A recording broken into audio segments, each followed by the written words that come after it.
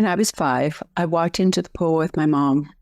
Every kid and every parent just stared. I didn't know why. I wasn't doing anything weird. I wasn't wearing a costume. I wasn't standing on my head. It was just me. My mom leaned down and said something that I will never forget. They're looking at you because you were kissed by the angels before you were born. That kiss, it came in the form of a port wine birthmark that covers about 20% of my body. It covers the entire upper left side in the front and the back starting from my waist up to about my shoulder. It's on the underside of my arm and goes up the back of my neck. It's bold.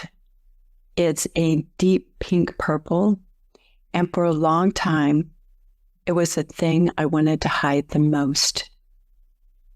As I got older, I began to understand that people don't always respond to being different with wonder. Sometimes they respond with curiosity, sometimes with cruelty, sometimes with that tight-lipped politeness, that polite silence that makes you feel worse. And at the pool, it wasn't just the kids, the parents too. Everyone stared, and I started to shrink. I became Bertha Birthmark, the girl with the birthmark.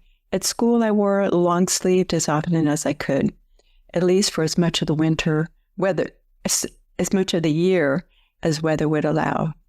I learned that certain fabrics drew attention away from my arm and where my birthmark was to other parts of my body.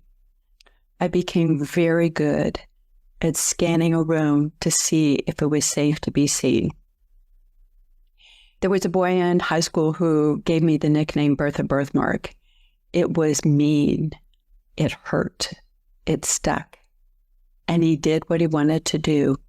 It made me feel strong and wrong and broken. Later in life, I learned this same boy became addicted to meth. He attempted suicide. He survived, but with a traumatic brain injury that left him in a wheelchair. Now, I don't share this to say karma got him. I share it because I understand that he was hurting. And hurting people sometimes hurt other people. He thought making me feel worse would make him feel better, but it never does. That moment stuck with me. It drove me into looking for laser treatments to erase my birthmark. But at the time, the technology wasn't advanced, and I was told it would cause a scar that would be even more visible than what I had. So I stayed marked. Then there was the dance teacher I had. I loved ballet. I was in my 20s, still holding on to the dream of performing. I had a dancer's discipline and a body that could move. But I was told I could never be a dancer, at least not on stage, unless I completely covered my birthmark with heavy makeup. Let's be clear. He wasn't talking about foundation. He was talking about invisibility. The message was loud and clear. You can dance, but only if you disappear. When I was in college, I worked at a grocery store. One day, someone looked at my upper chest area right at the top of where my V-neck shirt was and asked me if I had a hickey. I said, no, it's a birthmark. That was a moment those casual, unthinking humiliations and questions stick with you. Many years later, I was studying tango, and one of my teachers looked at me and said, I think you should paint the rest of your body to match your birthmark and walk in a parade. He was talking about an elaborate design that would complement and actually make my birthmark stand out even more. Can you imagine that? Not to hide it, not to fix it, but to celebrate it. That comment changed me forever. Over time, people stopped commenting on my birthmark as much, or maybe I wasn't noticing it. I wasn't wearing much swimming suits anyway. But then something else started to happen. I would see children. they would reach for it or ask me about it in that wild-eyed child way. And the parents would freeze and be absolutely horrified and pull the child back. But I would smile and I would reach my arm in and say, "Do you want to touch it?" And I would tell them the story that my mother told me. I was kissed by the angels before I was born. And oh, by the way, something else that's really cool about my birthmark, when I get cold, it turns purple. The kids immediately got excited. Now, my birthmark did teach me how to read a room, yes, but it also taught me about empathy.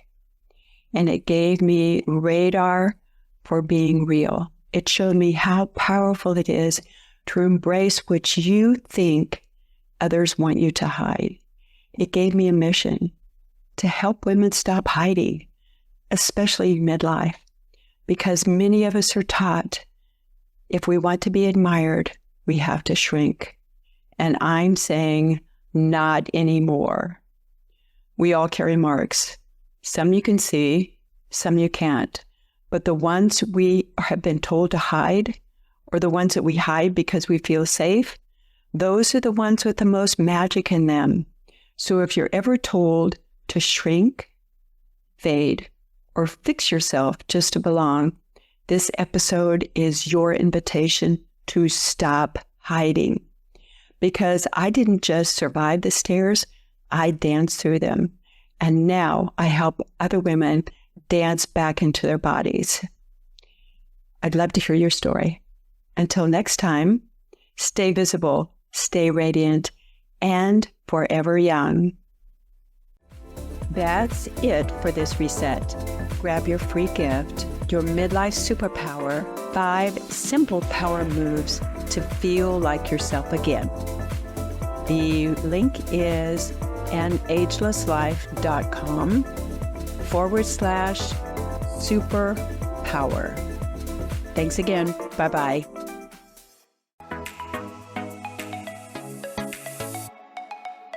I'm Michelle Abraham, founder of High Vibe Podcast Network, and we're honored to have Diana Debbie's show, Midlife Reset, as part of our network family. For more inspiring shows like this one, visit highvibepodcastnetwork.com. And don't forget to grab your free gifts from our hosts in the gift vault. Stay high vibe and keep sharing your life.